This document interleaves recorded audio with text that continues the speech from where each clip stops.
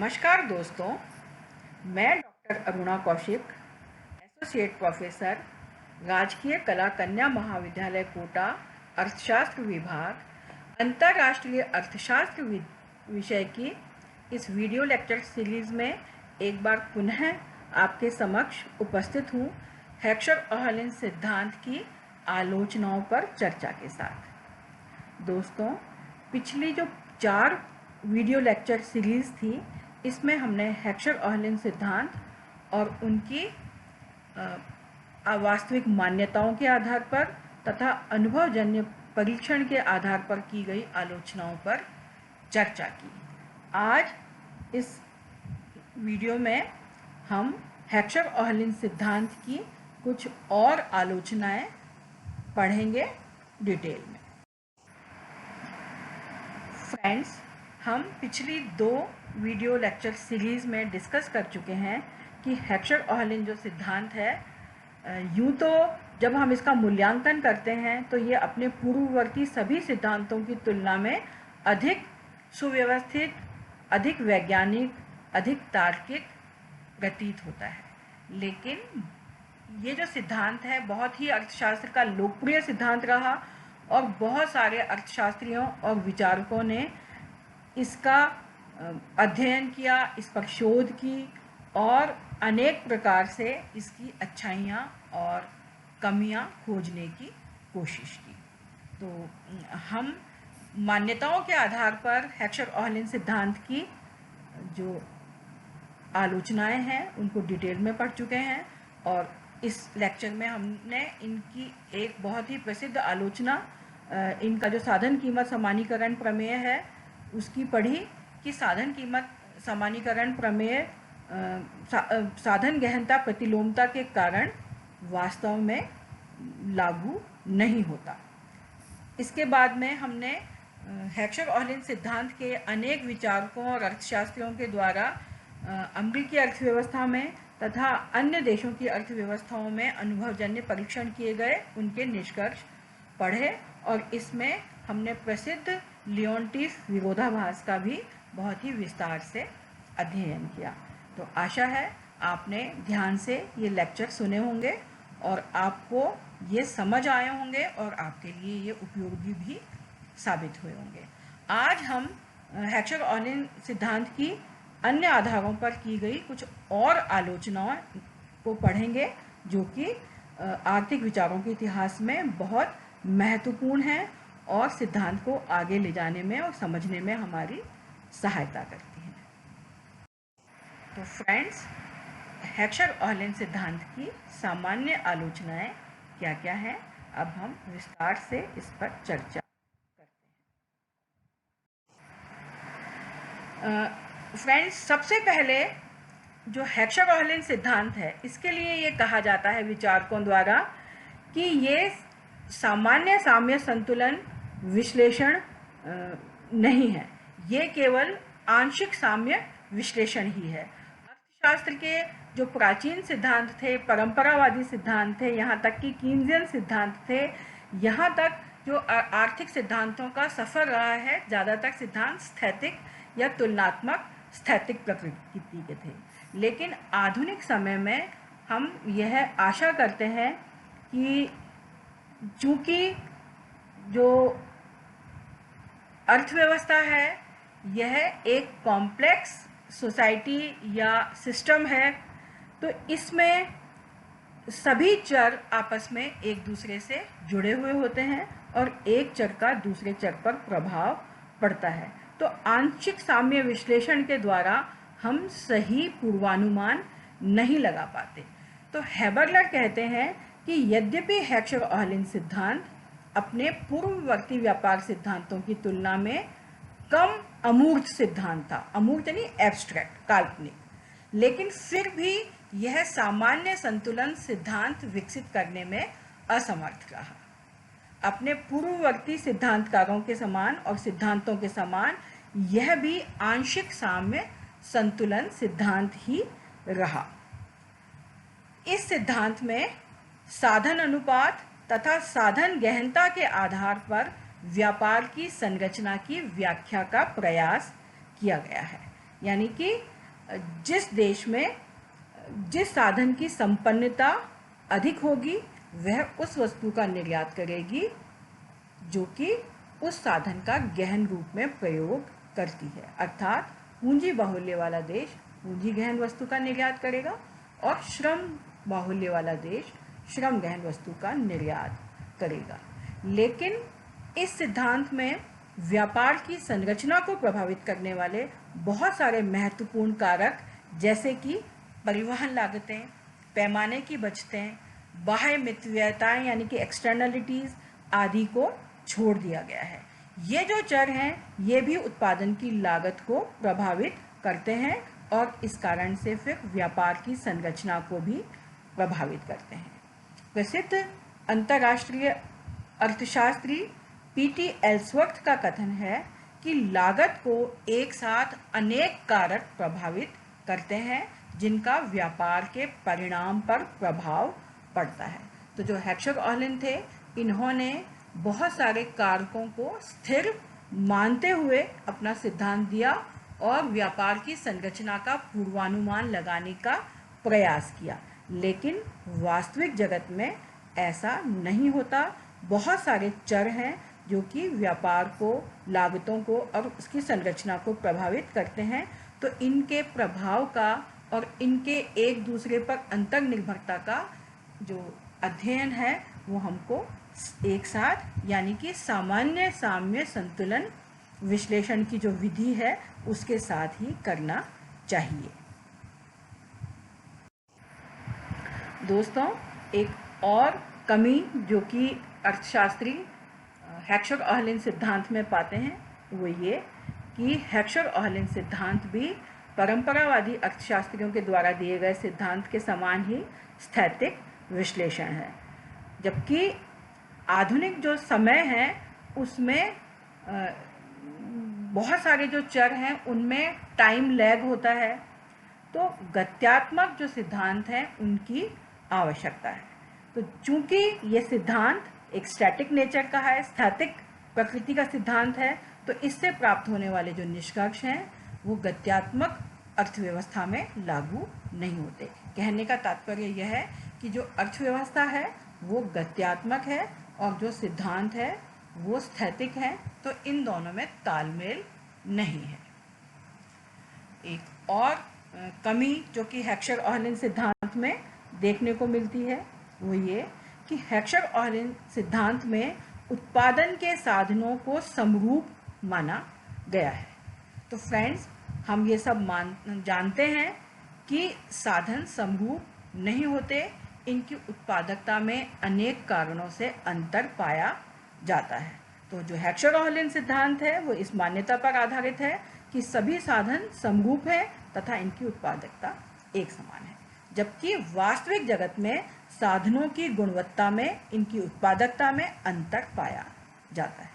और एक और जो तथ्य इस बारे में उभर कर आता है वो ये कि साधनों की गुणवत्ता में अंतर पाया जाता है वो तो ठीक है, लेकिन साधनों की अनेक किस्में भी पाई जाती हैं। एक ही जो साधन है उसकी कई वैरायटी या कई किस्में पाई जाती हैं। तो ऐसी स्थिति में लागतों की गणना करना तथा इनका आपस में कंपैरिजन करना या इनकी तुलना करना बहुत ही कठिन या दुरूह कार्य है।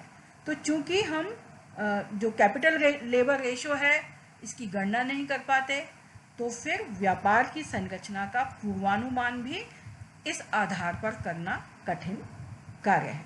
तो उत्पादन के साधनों की समरूपता की जो मान्यता है इसके कारण हेक्सर-ओहलिन की जो प्रेडिक्शंस हैं वो सही नहीं है।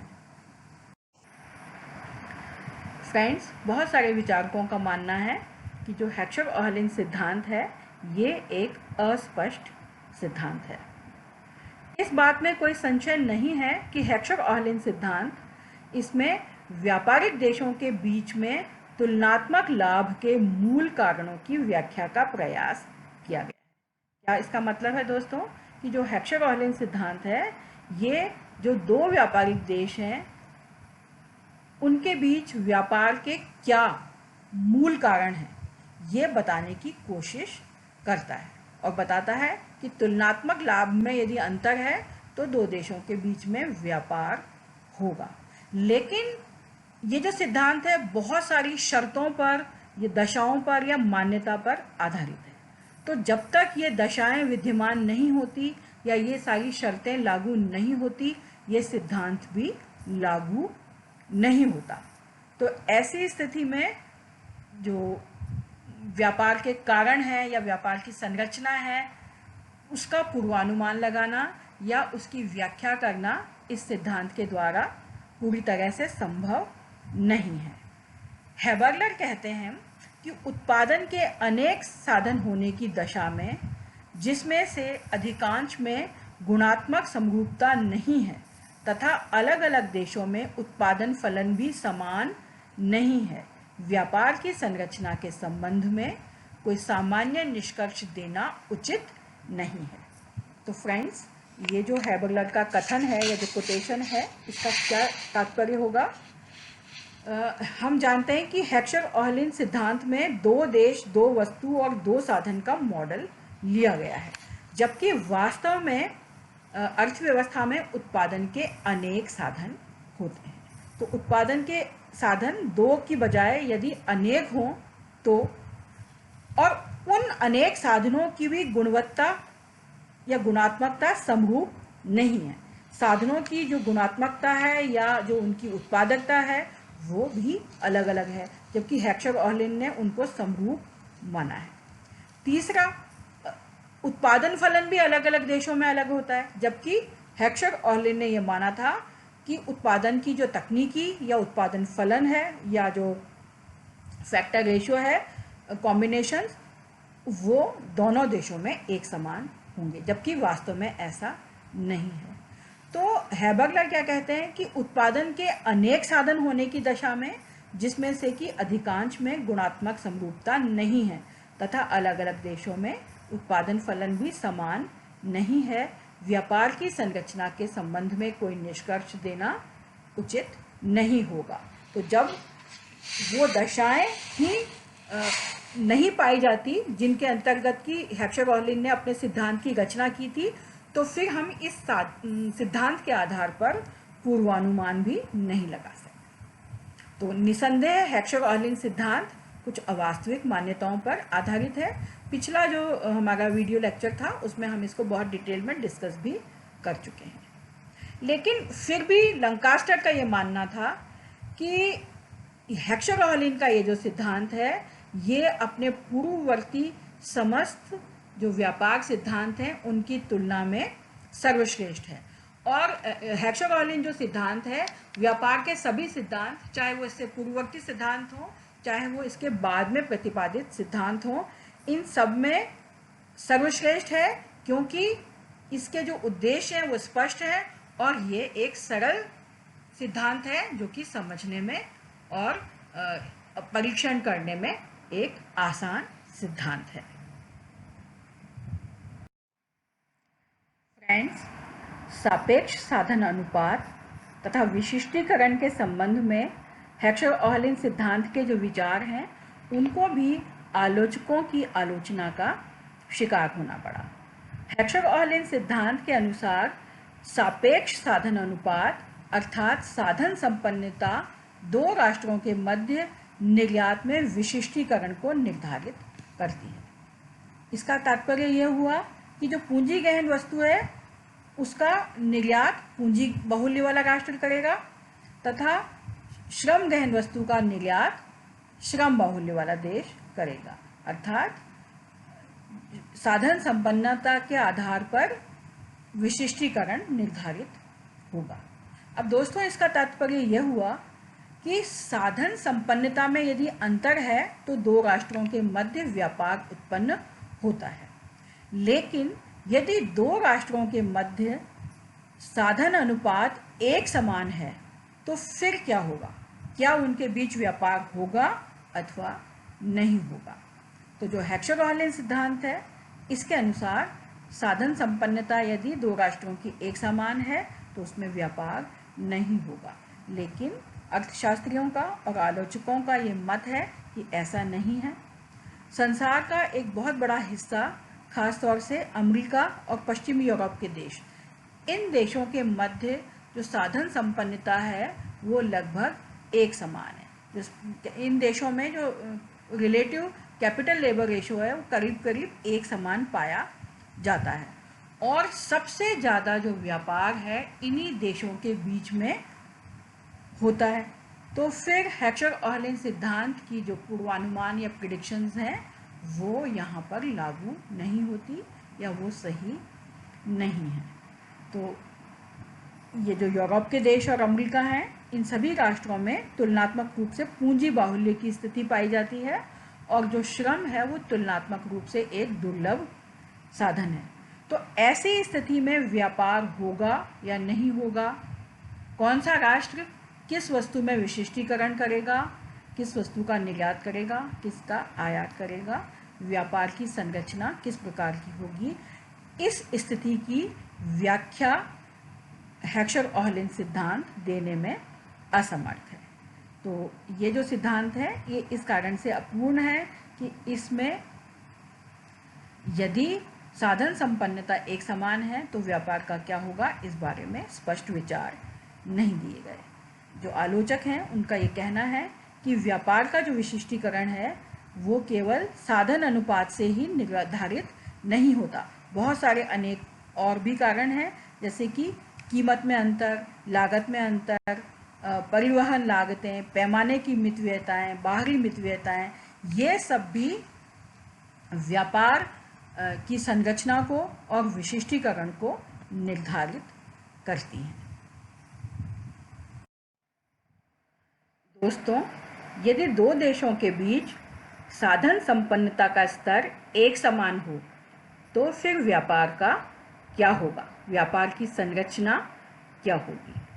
तो आलोचकों का और अर्थशास्त्रियों का ये मानना है कि साधन संपन्नता दो राष्ट्रों में अलग अलग होना आवश्यक नहीं है, बल्कि साधन संपन्नता यदि एक समान है तब भी व्यापार दो देशों के बीच में होना संभव है।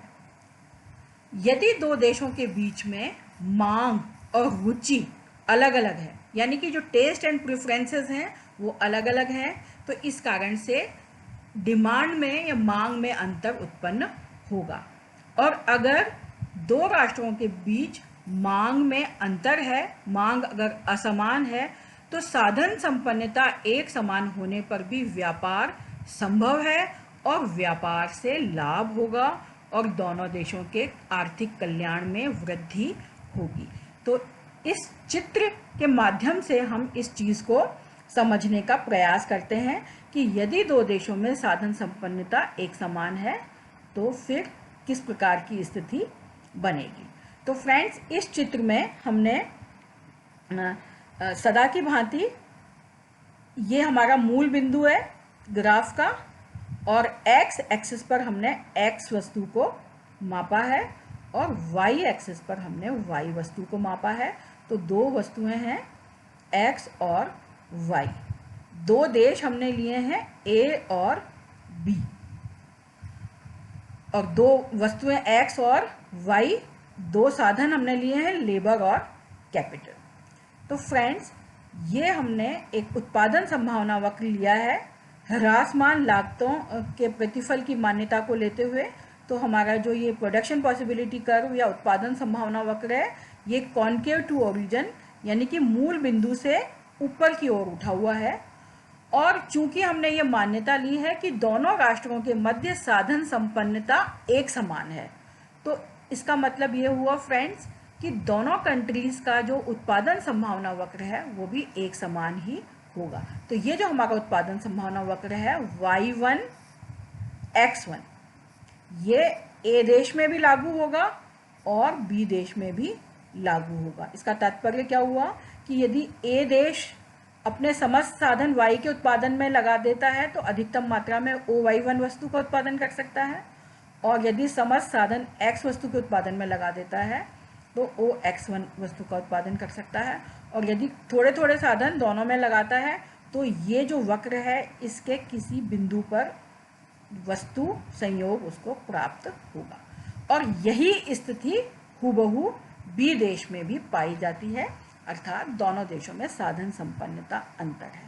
अब देखने की बात यह है कि दोनों देशों के बीच में व्यापार होगा या नहीं होगा, और होगा तो कौन सा देश किस चीज़ का आयात और निर्यात करेगा और व्यापार से लाभ होगा या नहीं होगा। तो फ्रेंड्स, हमने इसमें ये मान्यता ली है। हमने पहले जब साधन संपन्नता प्रमेय डिस्कस किया था तो उसमें हमने दोनों कंट्रीज़ की डिमांड एक समान ली थी, यानी कि दोनों कंट्रीज़ का जो उदासीनता वक्र मानचित्र है वो एक समान था। लेकिन यहाँ पर हमने लिया कि दोनों कंट्रीज़ की जो डिमांड्स हैं वो अलग अलग हैं। तो ये जो पीले रंग का उदासीनता वक्र मानचित्र जो बना हुआ है, इंडिफरेंस कर्व मैप, ये हमने एक कंट्री के लिए लिया है, और ये जो ग्रीन कलर का जो इंडिफरेंस मैप हमने लिया है ये हमने बी देश के लिए लिया है। तो फ्रेंड्स, हम जानते हैं कि अगर दो देशों के बीच व्यापार नहीं होता तो प्रत्येक देश अपनी अपनी घरेलू परिस्थितियों के आधार पर और घरेलू मांग के आधार पर उत्पादन करता है। तो ये जो बिंदु है E1A, ये ए देश का संतुलन बिंदु है व्यापार से पहले का। यहाँ पर प्राइस लाइन, ये जो हमने डॉटेड रेड लाइन आपको दिखाई दे रही है, प्राइस लाइन उत्पादन संभावना वक्र को स्पर्श करती है, तो उत्पादन के क्षेत्र में संतुलन की स्थिति है। तथा जो कीमत रेखा है वो इंडिफरेंस कर्व INA1, जो नीचे वाला इंडिफरेंस कर्व है इसको हमने नाम दिया है INA1, indifference curve for country A number 1। तो ये इस बिंदु पर इसको भी टच कर रहा है। तो इसका मतलब उपभोग के क्षेत्र में भी संतुलन की स्थिति है। इसका मतलब क्या हुआ कि जितना उपभोग की मांग है उतना ही उत्पादन इस देश में हो रहा है। सेम स्थिति बी देश में अपन चलते हैं। E1B, ये व्यापार से पूर्व बी देश का संतुलन बिंदु है। चूंकि ये जो डॉटेड लाइन आपको दिखाई दे रही है, प्राइस लाइन, ये घरेलू कीमत रेखा है बी देश की। ये E1B बिंदु पर बी देश के उत्पादन संभावना वक्र को स्पर्श करती है, तो उत्पादन के क्षेत्र में संतुलन होगा E1B बिंदु पर। तथा जो इंडिफरेंस कर्व है INB1, यानी कि indifference curve of country B number 1, ये भी इसी बिंदु पर कीमत रेखा को छू रहा है, तो उपभोग के क्षेत्र में भी यहाँ पर संतुलन की स्थिति है। तो जितनी घरेलू मांग है उतना ही उत्पादन बी देश में भी हो रहा है। तो दोनों कंट्रीज की डिमांड जो है वो अलग अलग है। तो फ्रेंड्स, यदि इनके बीच में व्यापार होता है तो क्या स्थिति बनेगी? ए देश का जो उत्पादन बिंदु है वो थोड़ा सा इस तरफ शिफ्ट होगा और बी देश का इस तरफ शिफ्ट होगा, और कीमतों में फिर परिवर्तन आने लगेगा। क्योंकि जो ए देश का जो बिंदु है वो थोड़ा सा इधर नीचे की तरफ आया है, यानी ए देश में एक्स वस्तु का उत्पादन बढ़ा और निर्यात बढ़ा, और जो बी देश है उसमें वाई वस्तु का उत्पादन बढ़ा। तो दोनों देशों में एक्स और वाई वस्तु की कीमतों में थोड़ी थोड़ी समानता आने लगी, और दोनों एक कॉमन प्राइस लाइन जिसको कि हमने P1 P2 के माध्यम से दिखाया है। तो ये अंतर्राष्ट्रीय कीमत रेखा है जो कि दोनों देशों के लिए कॉमन और एक समान है। ये दोनों देशों के उत्पादन संभावना वक्र को EW बिंदु पर स्पर्श कर रही है। तो ए देश का भी उत्पादन बिंदु EW होगा और बी देश का भी उत्पादन बिंदु EW होगा, जबकि उपभोग का बिंदु कीमत रेखा और इंडिफरेंस कर्व के स्पर्श से निर्धारित होता है। तो ये ए कंट्री का उपभोग बिंदु है व्यापार के बाद, और ये वाला बी देश का उपभोग बिंदु है व्यापार के बाद। तो फ्रेंड्स, इसमें हम देखते हैं कि व्यापार करने से दोनों ही देशों का जो उपभोग का स्तर है या जो आर्थिक कल्याण का, वेलफेयर का लेवल है, वो ऊपर हो गया। पहले ए देश का जो उपभोग था वो इस बिंदु के अनुसार था और अब इस बिंदु के आधार पर है। इसका मतलब ए कंट्री का जो सेटिस्फैक्शन का लेवल है, उपयोगिता का स्तर है, वो नीचे से ऊपर चला गया, क्योंकि हम जानते हैं कि जो ऊंचा उदासीनता वक्र है, तटस्थता वक्र है, वो ज़्यादा संतुष्टि को बताता है। और फ्रेंड्स, ये भी हम देख पा रहे हैं कि जो ए कंट्री है वो अपनी उत्पादन सीमा से, यानी कि अपने उत्पादन संभावना वक्र से ऊपर उपभोग करने में समर्थ हो गया। यानी कि जितना उत्पादन कर सकता है उस देश में, या जो वस्तुएं उस देश में उत्पादित हो रही हैं, उससे अधिक उसके नागरिक उपभोग कर पा रहे हैं, यानी कि व्यापार से कल्याण में वृद्धि हुई है। सेम स्थिति बी देश में देखने को मिल रही है। बी देश का जो व्यापार के बाद का उपभोग का बिंदु होगा वो INB2 इंडिफरेंस कर्व से E2B बिंदु पर होगा, और ये भी पिछला जो उदासीनता वक्र या तटस्थता वक्र है ए देश का INB1 उसकी तुलना में ऊंचा है। तो बी देश में भी जो कल्याण का स्तर है, आर्थिक कल्याण या उपयोगिता का स्तर, वो पहले से ऊंचा हो गया है, और ये देश भी अपनी उत्पादन संभावना सीमा से अधिक उपभोग करने में सक्षम है। ये उत्पादन का बिंदु है। तो उपभोग तथा उत्पादन के बीच का जो अंतर है यहाँ से लेकर के, और ये जो अंतर है ये आयात और निर्यात होगा। अब फ्रेंड्स देखो, इसमें एक बहुत इंटरेस्टिंग चीज़ है। हालांकि जो ये ए राष्ट्र है, ए राष्ट्र जो है वो पूंजी संपन्न राष्ट्र है, लेकिन उसके बावजूद भी ये पूंजी गहन वस्तुओं का आयात कर रहा है। क्यों कर रहा है? क्योंकि हम देख रहे हैं कि इसका जो इंडिफरेंस मैप है वो Y1 वस्तु की तरफ झुका हुआ है, जो कि एक पूंजी गहन वस्तु है। और जो बी कंट्री के जो टेस्ट एंड प्रेफरेंसेस हैं, यानी उसकी जो रुचियां और प्राथमिकताएं हैं या मांग है, वो X वस्तु के प्रति ज़्यादा है, यानी कि श्रम गहन वस्तु के प्रति ज़्यादा है। तो श्रम बाहुल्य वाला राष्ट्र होने के बावजूद भी जो बी राष्ट्र है वो श्रम गहन वस्तुओं का आयात करेगा, और पूंजी बाहुल्य वाला देश होने के बावजूद भी जो ए राष्ट्र है वो पूंजी गहन वस्तु का आयात करेगा। तो फ्रेंड्स, इस चित्र को देखकर ये स्पष्ट होता है कि दो देशों के बीच में व्यापार के लिए साधन संपन्नता के स्तर में ही अंतर होना आवश्यक नहीं है। यदि मांग और रुचियां अलग अलग हों तो भी दोनों देशों में व्यापार होना संभव है, और व्यापार से दोनों देशों के आर्थिक कल्याण में वृद्धि भी होगी। फ्रेंड्स, आशा है कि ये जो डायग्राम है या जो चित्रात्मक इसका विश्लेषण है ये आपको समझ आया होगा, और यदि आप इसको विस्तार से और ज़्यादा पढ़ना चाहते हैं तो आने वाली जो 2 स्लाइड्स हैं उस पर मैंने इसका विस्तृत विवरण आपके लिए लिखा है, तो आप उसको पढ़कर इस डायग्राम को और अच्छी प्रकार से समझ सकते हैं। फ्रेंड्स, ये वाली स्लाइड और नेक्स्ट यानी कि ये वाली स्लाइड, इन दोनों में जो डायग्राम हमने अभी समझा उसका विस्तृत विवरण प्रदर्शित है। तो यदि आपको वर्बल समझ में नहीं आया तो आप पढ़कर इसको समझने की कोशिश कर सकते हैं। फ्रेंड्स, एक और जो आलोचना हेक्सचर-ओहलिन सिद्धांत की जाती रही है वो ये कि इस सिद्धांत में साधन मांग की भी उपेक्षा की गई है। वस्तुओं और सेवाओं की मांग को तो इग्नोर किया ही किया, साथ में साधनों की जो डिमांड है उसको भी इग्नोर किया, और जो साधनों की कीमत है उस पर साधन मांग के प्रभाव का अध्ययन हेक्सचर-ओहलिन सिद्धांत में नहीं किया गया। तो हेक्सचर-ओहलिन सिद्धांत में यह माना गया है कि साधनों की कीमतें देश की सापेक्ष साधन संपन्नता से ही निर्धारित होती है। जो पूंजी बाहुल्य वाला देश है वहाँ पे पूंजी सस्ती और श्रम महंगा होगा, और जो श्रम बाहुल्य वाला देश है वहाँ पर श्रम सस्ता और पूंजी तुलनात्मक रूप से महंगी होगी। यानी कि पूंजी बाहुल्य वाला जो राष्ट्र है उसमें ब्याज की दर कम होगी, और जो श्रम बाहुल्य वाला देश है उसमें मजदूरी की दर नीची होगी। तो फ्रेंड्स, एक जो प्रश्न है जो अर्थशास्त्री उठाते हैं वो ये कि जो अमेरिका है वो एक तुलनात्मक रूप से पूंजी संपन्न राष्ट्र है। तो हेक्सचर-ओहलिन सिद्धांत के आधार पर अमेरिका में ब्याज की दरें तुलनात्मक रूप से कम होनी चाहिए।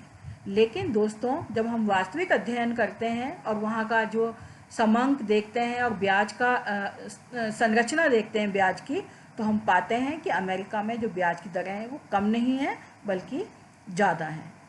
तो अमेरिका चूंकि एक पूंजी बाहुल्य वाला राष्ट्र है तो वहाँ पे ब्याज की दरें कम नहीं है, लेकिन वहाँ पर प्रॉब्लम क्या है कि वहाँ पर पूंजी गहन वस्तुओं की मांग बहुत अधिक है।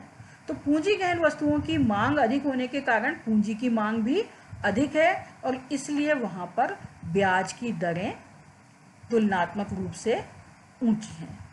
तो आलोचकों का ये मत है कि साधनों की जो सापेक्ष कीमतें हैं वो केवल साधनों की पूर्ति से ही निर्धारित नहीं होती, बल्कि उनकी मांग से भी निर्धारित होती है। तो साधनों की जो कीमतें हैं यानी कि पूंजी का ब्याज और श्रम की मजदूरी, ये साधन संपन्नता से निर्धारित होगी, ऐसा हेक्सर-ओहलिन सिद्धांत में माना गया। लेकिन वास्तविकता ये है कि ये केवल साधन संपन्नता अर्थात साधनों की पूर्ति से नहीं बल्कि उनकी मांग से भी प्रभावित होती है, जिसकी की उपेक्षा इस सिद्धांत में की गई है। एक और आलोचना हेक्सर-ओहलिन सिद्धांत की जो हम पढ़ते हैं वो ये कि इस सिद्धांत में तकनीकी परिवर्तनों की उपेक्षा की गई है या इनको टेक्नोलॉजिकल जो चेंजेस हैं इनको इग्नोर किया गया है। तो फ्रेंड्स, हम पिछले लेक्चर्स में डिटेल में पढ़ चुके हैं कि हेक्सर-ओहलिन सिद्धांत में उत्पादन फलन को दोनों देशों के लिए एक समान माना गया है। हेक्सर-ओहलिन का मानना था कि जो उत्पादन की तकनीकी एक्स वस्तु के लिए ए देश में काम में ली जा रही है, वही तकनीकी एक्स वस्तु के उत्पादन के लिए बी देश में भी काम ली जाएगी। यानी कि जो एक वस्तु का उत्पादन फलन है वो दोनों ही देशों में एक समान है। यानी कि जो टेक्नोलॉजी है वो स्थिर है। वास्तव में ऐसा नहीं होता। जो तकनीकी है इसमें निरंतर परिवर्तन होता रहता है। तो एक ही कंट्री में अलग अलग समय पर एक उत्पादन फलन लागू नहीं होता और एक ही कंट्री के अलग अलग स्थानों पर भी एक उत्पादन फलन लागू नहीं होता। और ख़ास तौर से दो देशों के बीच में उत्पादन फलन एक समान होना बहुत ही कठिन कार्य है। तो तकनीकी एक देश में भी अलग अलग पाई जा सकती है, फैक्टर कॉम्बिनेशन अलग अलग पाया जा सकता है, और दो राष्ट्रों के मध्य तो जब उत्पादन होगा तो ऐसा होना बहुत ज़्यादा अपेक्षित है। तो तकनीकी परिवर्तनों की उपेक्षा के कारण हेक्सर-ओहलिन मॉडल वास्तविक जगत में लागू नहीं होता, ऐसा आलोचकों का मानना है। फ्रेंड्स, एक और कमी जो इस सिद्धांत में देखने को मिलती है वो ये कि हेक्सर-ओहलिन सिद्धांत ने वस्तु विभेद यानी कि प्रोडक्ट डिफरेंशिएशन की अवहेलना की या उसको ध्यान नहीं दिया। यह जो सिद्धांत है यह अंतर्राष्ट्रीय व्यापार में वस्तु विभेद की भूमिका की अवहेलना करता है। यदि दो देशों के मध्य उत्पादन के साधन एक समान हैं, तब भी दो राष्ट्रों के मध्य वस्तु विभेद के कारण व्यापार संभव है। अभी अभी हमने फ्रेंड्स ये डिस्कस किया कि दो राष्ट्रों के बीच यदि साधन संपन्नता समान है लेकिन मांग में अंतर है तो भी दोनों देशों के बीच में व्यापार होना संभव है। अब एक और कारण अर्थशास्त्री बताते हैं कि यदि दो देशों के बीच साधन संपन्नता एक समान है लेकिन इनके बीच में वस्तु विभेद पाया जाता है तो भी व्यापार होना संभव है। वस्तु विभेद का तात्पर्य यह है कि कोई वस्तु उसकी उपयोगिता एक समान होने पर भी अपने रूप में या आकार में या रंग में, खुशबू में अलग अलग हो सकती है और इस कारण से जो कंज्यूमर्स हैं, जो उपभोक्ता हैं, उनकी प्राथमिकताएं उन वस्तुओं के लिए अलग अलग होना संभव है। फ्रेंड्स, एक छोटा सा उदाहरण इसके लिए मैं आपको बताऊं। मान लीजिए कोई साधन है या कोई, मान लीजिए जैसे अपन एक कंज्यूमर प्रोडक्ट लेते हैं, कोई साबुन है मान लीजिए, तो जो साबुन है उसके जो कंटेंट है वो बिल्कुल एक समान है और त्वचा पर उसका जो प्रभाव है वो भी मान लीजिए एक समान है। लेकिन अगर उस जो सोप केक है उसका आकार बदल जाता है, मान लीजिए चौकोर से वो ओवल शेप हो जाती है, तो हो सकता है कि उपभोक्ताओं में उसके प्रति आकर्षण हो जाए। या मान लीजिए उसका कलर चेंज कर दिया जाता है या उसकी खुशबू कर दी जाती है, तो अलग अलग उपभोक्ताओं में उसके प्रति अलग अलग आकर्षण रहेगा। तो उत्पादन के जो बहुत सारे प्रोडक्ट्स हैं वो एक समान होते हैं, लेकिन तब भी जो कंज्यूमर्स के प्रेफरेंसेस हैं वो अलग अलग होते हैं, और इस कारण वो वस्तुएं एक देश से दूसरे देश में खरीदी और बेची जाती हैं। जैसे घड़ियां सभी देश बनाते हैं, लेकिन स्विट्ज़रलैंड की घड़ियां हर देश के जो नागरिक हैं वो आयात करना चाहते हैं। अमेरिका में जापान की मशीनें बेची जाती हैं और जापान में भी अमेरिका की जो मशीनें हैं वो आयात होती हैं। तो जो वस्तु विभेद है ये भी व्यापार का एक बहुत बड़ा कारण है, जिसको कि हेक्सचर-ओहलन सिद्धांत में शामिल नहीं किया गया है। एक अर्थशास्त्री विजन होल्ड्स, इनका मत है कि जो साधन कीमतें हैं वही केवल लागतों को निर्धारित नहीं करती, बल्कि वस्तुओं की कीमतें साधनों की कीमतों को निर्धारित करती हैं। तो इनका कहना है कि साधन लागत से, यानी फैक्टर कॉस्ट है, उससे किसी जो वस्तु है उसकी कीमत का निर्धारण नहीं होता, बल्कि वस्तुओं की कीमतें क्या हैं। जिस वस्तु की डिमांड ज़्यादा होगी उस वस्तु की कीमत ज़्यादा होगी, और फिर उस वस्तु के उत्पादन में काम में आने वाले साधन की भी मांग होगी अधिक और उसकी कीमत भी ज़्यादा होगी। इस कहने का मतलब क्या है फ्रेंड्स, कि यदि पूंजी गहन वस्तुओं की मांग अधिक है और उनकी कीमतें अधिक हैं, तो फिर पूंजी की मांग भी अधिक होगी और ब्याज की दर भी अधिक होगी। तो ब्याज की दर से या पूंजी की लागत से पूंजी गहन वस्तु की कीमत निर्धारित नहीं हो रही, बल्कि जो पूंजी गहन वस्तु की जो डिमांड और प्राइस है उससे कैपिटल की जो कॉस्ट या ब्याज की दर है उसका निर्धारण हो रहा है। तो विजन होल्ड्स का ये मानना है कि वस्तुओं की जो कीमत है वो केवल उनकी लागत से ही नहीं बल्कि उनकी मांग से निर्धारित होती है, जिस पर कि हेक्सचर-ओहलन सिद्धांत में ध्यान नहीं दिया गया। तो साधनों की जो कीमत है वो अंततः अंतिम वस्तु की मांग पे और कीमतों पर निर्भर करती है। फ्रेंड्स, माइक्रो इकोनॉमिक थ्योरी में या प्रिंसिपल्स ऑफ इकोनॉमिक्स जब हम पढ़ते हैं छोटी क्लासेस में, तब हम पढ़ चुके हैं कि जो फैक्टर्स ऑफ प्रोडक्शन है, यानी उत्पादन के साधन हैं, उनकी जो मांग होती है ये प्रत्यक्ष मांग नहीं होती, बल्कि ये व्युत्पन्न मांग होती है। इस फैक्ट की या इस तथ्य की हेक्सचर-ओहलन सिद्धांत में अवहेलना की गई। तो साधनों की जो मांग है वो व्युत्पन्न मांग है, और ये वस्तु की मांग और कीमतों पर निर्भर करती है जिसके उत्पादन में ये साधन लगा है। तो इसीलिए जो विजन होल्ड्स हैं उनका कहना है कि सिर्फ वस्तुओं की कीमतों को ही हम समंकों के रूप में स्वीकार कर सकते हैं, इन्हीं पर सब चीज़ें निर्भर हैं।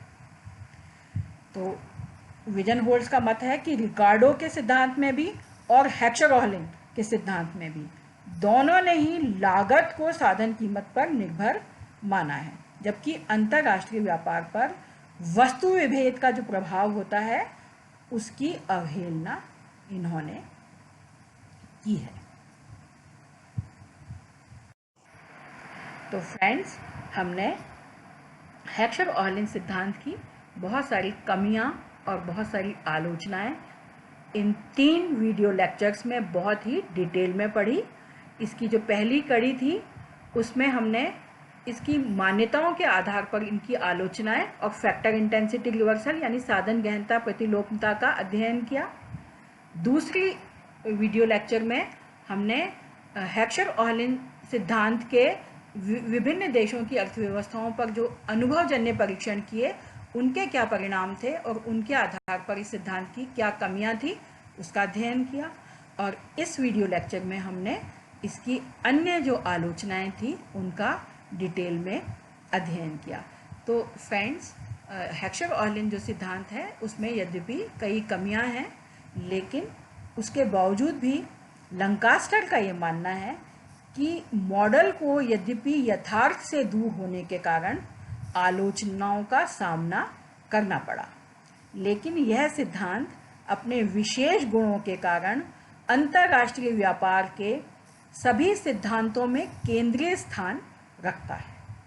यह वास्तव में अंतर्राष्ट्रीय व्यापार का सरल मॉडल है, जैसे कि दो वस्तु के साथ उदासीनता वक्र विश्लेषण उपभोक्ता व्यवहार के सिद्धांतों में है। तो फ्रेंड्स, लंकास्टर का ये जो कथन है, इसको पढ़कर हम समझ सकते हैं कि जो हेक्सचर-ओहलन सिद्धांत है, हो सकता है ये एक स्टैटिक मॉडल है, मतलब स्थैतिक मॉडल है, और इसमें सामान्य साम्य विश्लेषण की जगह कुछ ही चरों को लेकर आंशिक साम्य विश्लेषण विधि अपनाई गई है। भले ही इसमें मांग को या अन्य चरों को जो कि व्यापार की संरचना को प्रभावित करते हैं उन पर ध्यान नहीं दिया गया या कम ध्यान दिया गया, उसके बावजूद भी ये जो सिद्धांत है ये अंतर्राष्ट्रीय व्यापार के सभी सिद्धांतों में केंद्रीय स्थान रखता है और सर्वाधिक लोकप्रिय सिद्धांत है। तो लंकास्टर ने इस सिद्धांत की तुलना अर्थशास्त्र के सिद्धांतों में या उपभोक्ता व्यवहार के जो सिद्धांत हैं उसमें उदासीनता वक्र विश्लेषण के साथ की है। तो कंज्यूमर बिहेवियर में जो स्थान इंडिफरेंस कर्व एनालिसिस का है, उदासीनता वक्र विश्लेषण का है, वही स्थान अंतर्राष्ट्रीय व्यापार के सिद्धांतों में हेक्सचर-ओहलन सिद्धांत का है। तो फ्रेंड्स, आज के लिए इतना ही काफ़ी है। हम हेक्सचर-ओहलन सिद्धांत को बहुत ही विस्तार से पढ़ चुके हैं। पहली कड़ी में हमने इसका प्रसिद्ध साधन संपन्नता प्रमेय डिस्कस किया। दूसरी कड़ी में इसका दूसरा प्रमेय फैक्टर प्राइस इक्वलाइजेशन यानी साधन कीमत समानीकरण डिस्कस किया। तीसरी कड़ी में इसकी मान्यताओं पर आधारित आलोचनाएं और साधन गहनता प्रतिलोमता डिस्कस की। चौथी कड़ी में हमने इसके अनुभवजन्य परीक्षण पढ़े और लियोनटिव पैराडॉक्स को बहुत ही विस्तार से पढ़ा। और आज की कड़ी में हमने इसकी अन्य मान्यताएं पढ़ी और ये भी पढ़ा कि यदि वस्तु विभेद की स्थिति है या मांग में अंतर है तो भी साधन संपन्नता समान होने के बावजूद भी अंतर्राष्ट्रीय व्यापार संभव है और इससे लाभ होगा। तो दोस्तों, ये जो पिछले 5 लेक्चर हैं, वीडियो लेक्चर, ये आपके लिए बहुत ही यूज़फुल साबित होंगे, ऐसा मेरी आशा है। और इनको यदि आप और विस्तार से पढ़ना चाहते हैं तो आपके लिए ये बुक्स रिकमेंडेड हैं। इनके माध्यम से आप इस सिद्धांत को और विस्तार से पढ़ सकते हैं। तो ये लेक्चर ध्यानपूर्वक पढ़ने और सुनने के लिए आप लोगों का बहुत बहुत धन्यवाद। अगला जो वीडियो लेक्चर है उसमें हम हेक्सचर-ओहलन सिद्धांत की ही एक और कड़ी, जिसको कि हम इस सिद्धांत का विस्तार या एक्सटेंशन भी कह सकते हैं, उसके साथ मिलेंगे, जो कि हेक्सचर-ओहलन सिद्धांत का तीसरा प्रसिद्ध प्रमेय कहा जाता है, स्टॉल्पर-सैमुएल्सन प्रमेय। तो फ्रेंड्स, अगले वीडियो लेक्चर में हम डिस्कस करेंगे स्टॉल्पर-सैमुएल्सन थ्योरम। तब तक के लिए आपका बहुत बहुत धन्यवाद।